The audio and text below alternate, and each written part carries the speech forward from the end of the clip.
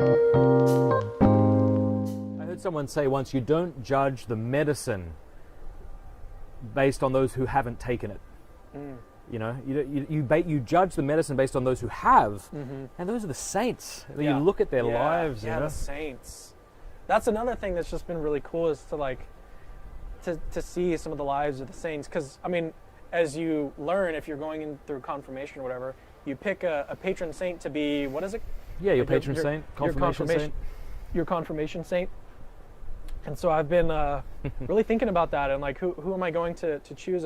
That's another thing that's just really cool about Catholicism, is that it sort of it integrates, I would say, like humans. You know, it integrates humans into the whole thing, and it's like humans are involved in this. That's what the Bible is all about. It's about humans, and it's okay to celebrate the humans that have gone on to be exemplars. You know. And I don't know. I think that's just really cool. That like the whole thing about saints is kind of cool to me.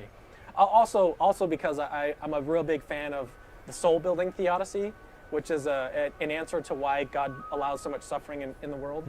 Is that He does that in part because it helps build our character, and so the saints are paradigmatic examples of soul building to me. A lot of these cases, when you look at them, you just look up. I mean, even some of the recent ones, like Maximilian Kolbe. I was wearing his face on my shirt the other day. He is such a paradigmatic example of the way that God can use suffering in someone's life to build these, or exemplify. I'm failing to come up with a non-philosophical term for it. Exemplify these great goods of sacrifice. And his story is really particularly incredible, in that he was sent to Auschwitz, and as a Catholic priest, he was like, I don't think that they were necessarily like trying to kill him first or whatever, but he was discipling people and helping others that were there along with him as being prisoners. And there was this one guy, a Jewish man, who was being sent to death, and along with many other prisoners to die of starvation. And he said, this guy's crying out for his life. I have kids, I have a wife, I have kids.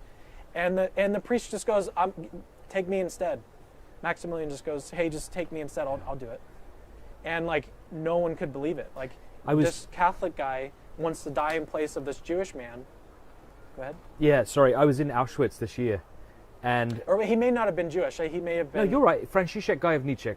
He was a Jew. Jewish? Yeah. Okay. Yeah, he was actually here at Kolbe's canonization process and spoke at it. Right. Yeah, and then did a pilgrimage to Auschwitz every year until his death, honoring the man who saved his life. But when I was in Auschwitz, what shocked me was I just figured that he was one brave hero among many.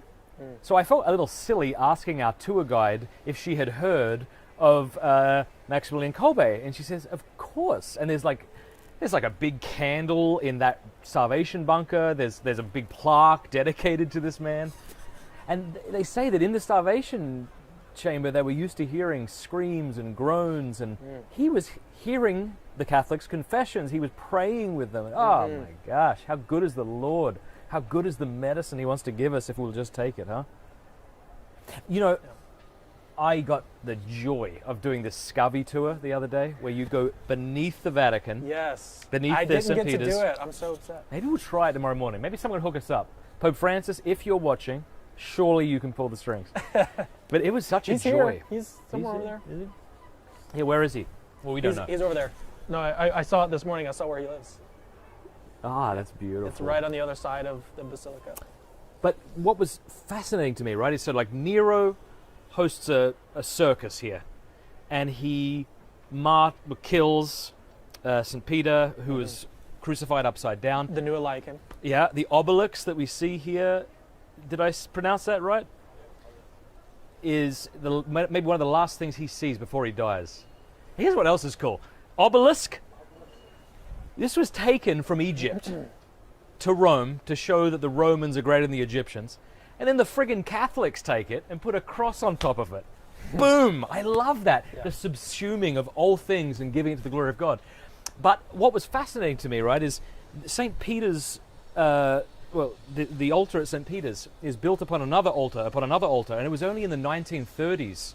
It was always believed that St. Peter's bones were beneath the altar. It wasn't until the 1930s we actually had archaeological evidence of that fact. I got to go down there. I got to see the bones of Peter. Why are you telling me this story? To make you jealous. And so you come back and do a round two. But no, the beauty, I was just standing there. It was like I went to a CrossFit gym and realized how out of shape I was. I'm among the saints and I'm like, I am terrible. But again, I got to do something about that. I got to go to confession. Hey, thanks so much for watching. Before you go, I want to let you know about Exodus 90. Exodus 90 is a 90-day ascetical program for men who want to take their spiritual life to the next level, and it is starting up again on January 9th for tens of thousands of men all around the world, and that could be you. You could be in that number. This is a great program that helps people really begin to take their faith seriously. I found this out recently. I thought it was fascinating. Independent research shows that Exodus men report significant changes in their quality of life. Dramatic decrease in time spent on their phones, stronger satisfaction rates in their marriages, improved relationship with their kids, a more focused and intentional prayer life. For the past 7 years, Exodus has helped more than 60,000, count them, 60,000 men build a roadmap for living with virtue in a culture that offers far too many paths to sin and destruction. So, is this the year for you? Go to exodus90.com/Matt. Click the link in the description below, exodus90.com/Matt. Click the link to learn more. Thanks.